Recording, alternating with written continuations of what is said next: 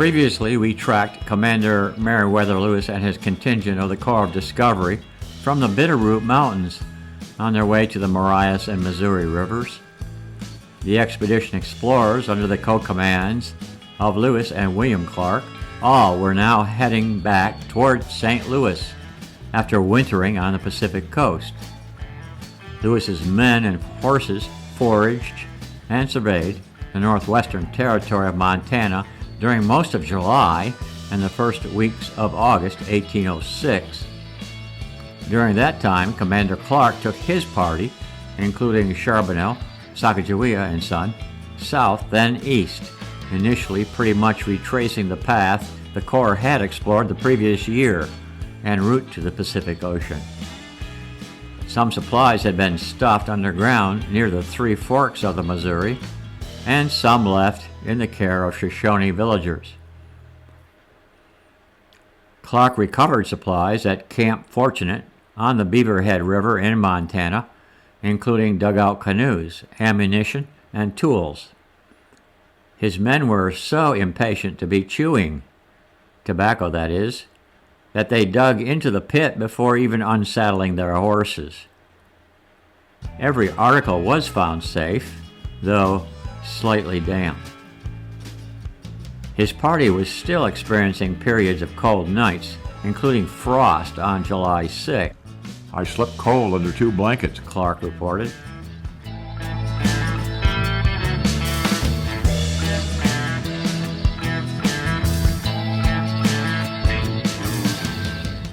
On July 13, Clark's party subdivided again. 6 canoes and a party of 10 men to float from the Three Forks area under the direction of Sergeant Ordway, with intention to meet up first with Lewis near the Marias River confluence or vicinity. Clark marched overland with horses, crossing first the future Bozeman Pass at the recommendation of Sacagawea. Her Shoshone kinsmen apparently would occasionally use this route to pass from the mountains to the plains a few days at a time in hunting season to kill buffalo for skins and dried meat. Fearing Hidatsa or Sioux warriors, they would return quickly to the mountains after such raids.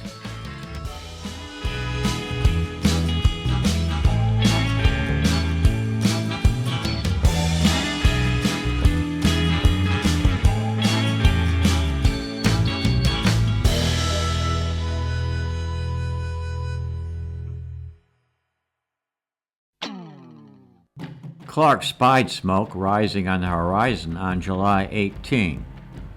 He assumed it was a signal from Crow tribal members to whoever was on the plains below.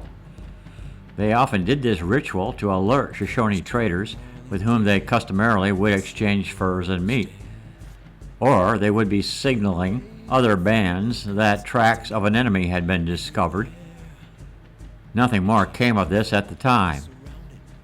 However, 6 days later, Sergeant Pryor, with privates Hall, Shannon, and Windsor, were instructed to go ahead with the remaining horses and deliver a message to the Northwest Company trader Hugh Henney at Fort Mandan, where they had wintered before.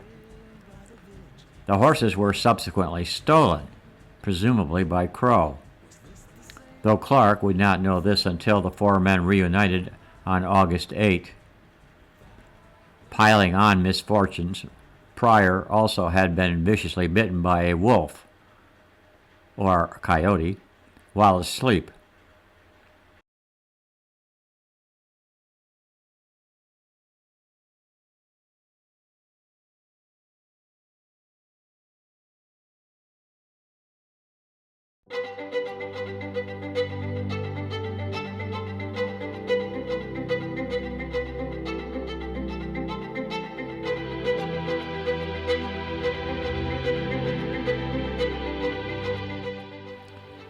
A famous rock tower came into view on July 25. Clark named it Pompey's Pillar, after little Jean-Baptiste Charbonneau, son of Sacagawea. He, of course, ascended that promontory to the top, citing 2 rock piles left there by native Indians. He also had a commanding view of the plains in every direction. The natives have engraved on the face of this rock the figures of animals, etc., near which I marked my name and the day of the month and year.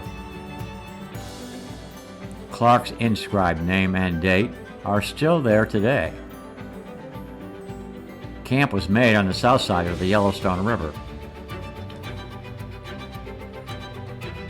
Travel now for Clark's contingent of travelers was relatively fast, with only a few rough and shallow areas and rapids. By August 3, they were in what is today North Dakota, at the confluence of the Yellowstone and the Missouri.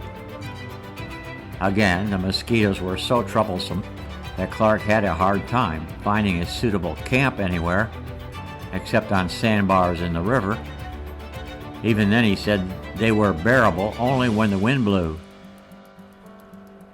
The child of Charbonneau has been so bitten by the mosquito that his face is much puffed up and swelled.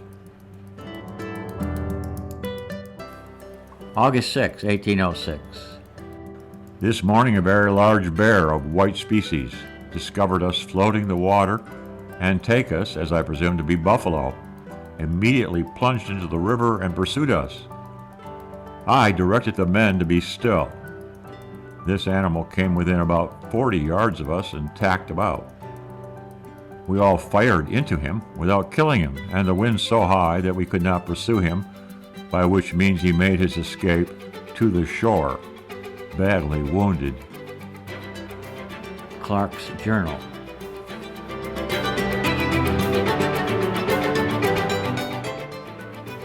On his way to the Marias, Lewis himself again wrote of his fear of the power of the grizzly. After a prolonged absence of Drew Yard, Lewis stated in his journal that he had worried that a white bear had killed him, and if I could not find him to continue my route to the Marias River, I knew that if he met that, with a bear in the plains, even if he would attack him, and that if any accident should happen to separate him from his horse in that situation, the chances in favor of his being killed would be 9 to 10.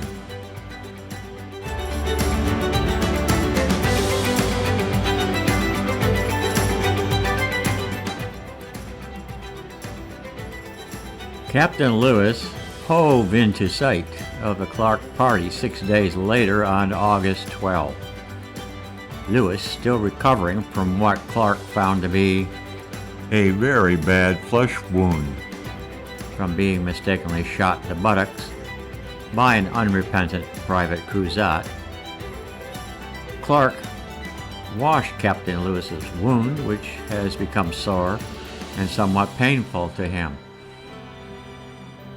All were still north of the Knife River, but very near to a reunion with the inhabitants of their former winter digs at Fort Mandan, near today's Bismarck, North Dakota. At about this date, Lewis ceased writing in his journal and conveyed that obligation completely to William Clark. Finally united, the Corps of Discovery made far better time with travel, moving steadily along with the Missouri's current downstream, as compared to the extreme grind of the previous journey upriver in 1804. They arrived at the friendly Hidatsa and Mandan villages in roughly 2 days. It was on August 14th when the Indian villages came into view. According to Clark, the people there were extremely pleased to see us. Among the native friends were Mandan chiefs Black Cat, Shahiki, or Big White, and the Hidatsa headman One Eye.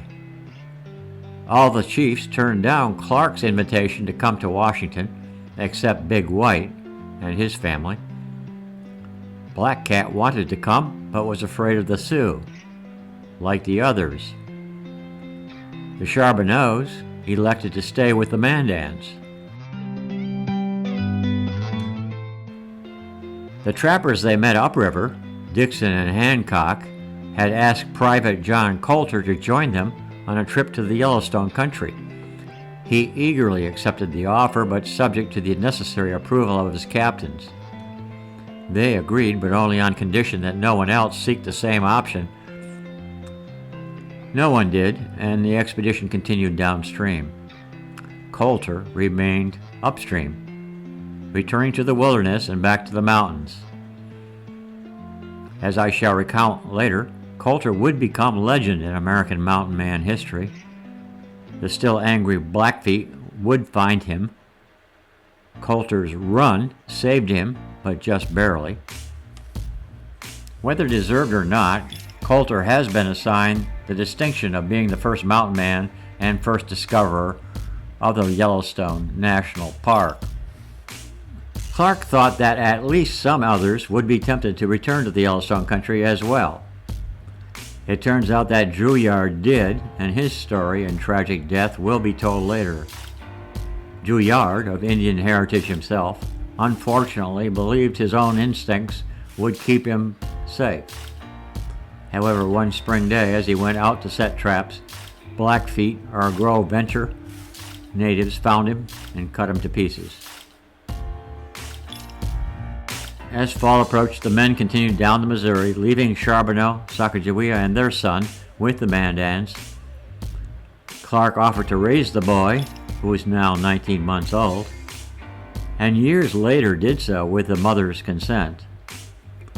With the Missouri's current in their favor, they were able to cover over 70 miles a day.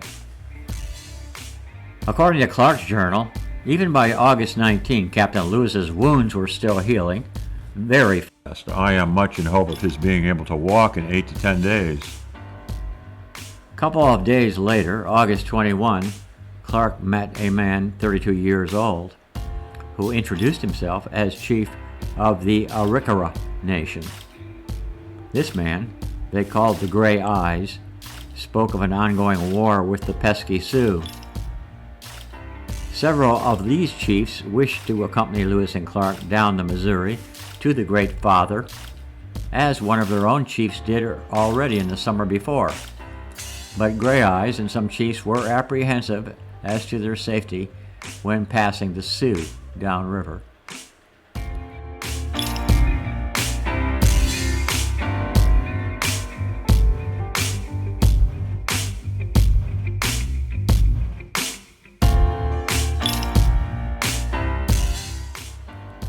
Finally, on August 22, Clark wrote a medical report. I'm happy to have it in my power to say that my worthy friend, Captain Lewis, is recovering fast. He walked a little today for the first time. The next day, my friend, Captain Lewis, is recovering fast. The hole in his thigh where the ball passed out is closed and appears to be nearly well. The one where the ball entered discharges very well.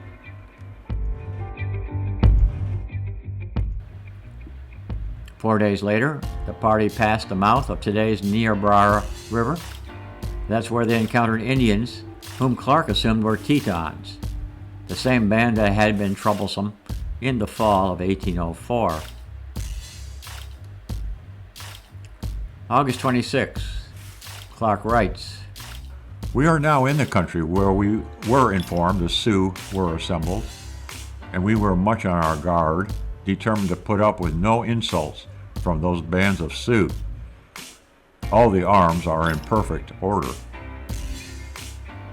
Camped at Medicine Creek in South Dakota, the travelers observed a great number of buffalo again. Nearly 20,000 of those animals feeding on this plain, according to Clark. I have observed in the country between the nations that are at war with each other, the greatest numbers of wild animals are to be found.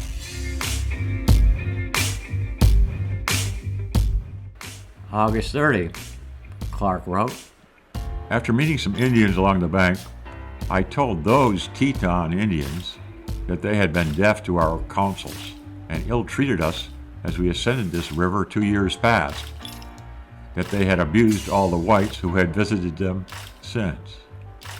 I believe them to be bad people and should not suffer them to cross to the side on which the party lay, and directed them to return to their band to their camp. That if any of them come near our camp, we should kill them certainly. They then halted on top of the hill and blackguarded us, told us to come across and they would kill us all, of which we took no notice. We all at this time were extremely anxious for the arrival of Fields and Shannon, whom we had left behind. The men did come safely into sight later at 6 p.m. in the evening. Next, they encountered what the captains assumed was another Sioux war party, but that group turned out to be friendly Yankton Sioux. The party also stopped at Floyd's Bluff and climbed the hill to pay their respects to the grave of Sargent Floyd, the only member of the Corps who had died on the trip. They found it disturbed, and so they had to fill it in again. On September 6th, the Corps Discovery sidled up to boats transporting employees of already famous trader Auguste Chouteau of St. Louis. The captains wisely purchased a gallon of whiskey from the party and gave each man a dram. According to Clark, this was the first spirituous liquor tasted by any of them since the 4th of July, 1805. After a short celebration and inquiries about the state of affairs back home, the expedition passed the Platte River and left the Great Plains altogether. According to Clark, at that point, Our party appears extremely anxious to get on, and every day appears to produce new anxieties in them to get to their country and friends. My worthy friend, Captain Lewis, has entirely recovered. His wounds are healed up, and he can walk and even run nearly as well as ever he could. The parts are yet tender, however.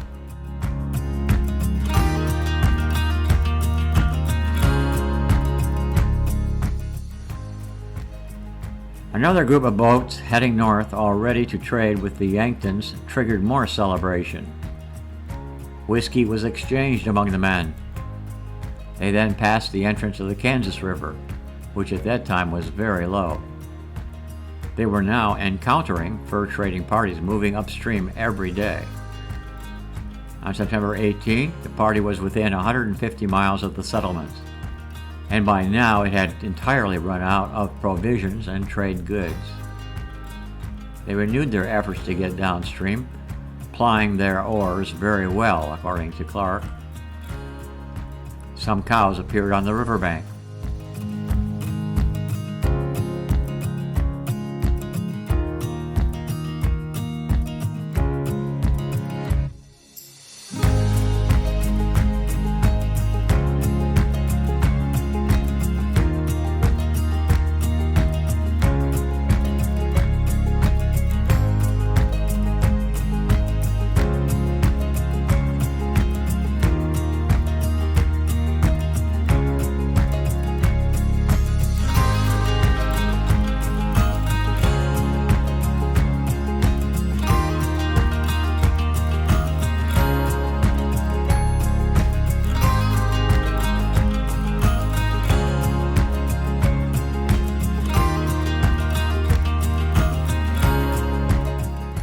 When they did reach the settlements, the citizens came forward. Every person, Clark wrote, Both French and Americans seemed to express the great pleasure at our return and acknowledged themselves much astonished in seeing us return. They informed us that we were supposed to have been lost long since. A similar scene repeated itself in St. Charles the next day. St. Charles came into sight on September 21, and the party rejoiced in the midst of a hospitable village reception. 2 days later, September 23, they descended to the Mississippi River and down to St. Louis. The party fired off their pieces as their salute to the town and were met by all the village and received a hearty welcome from its inhabitants. Ordway wrote, Much rejoiced that we have the expedition completed, and now we look for boarding in town and wait for our settlement, and then we intend to return to our native homes, to see our parents once more, as we have been so long from them. Clark attended personal business. For Lewis, the task now was to get the journals published, to spread the information he had gathered about the mysteries of the upper Louisiana and Oregon country. Lewis took a room at the home of Pierre Chouteau and began to write to President Jefferson almost immediately.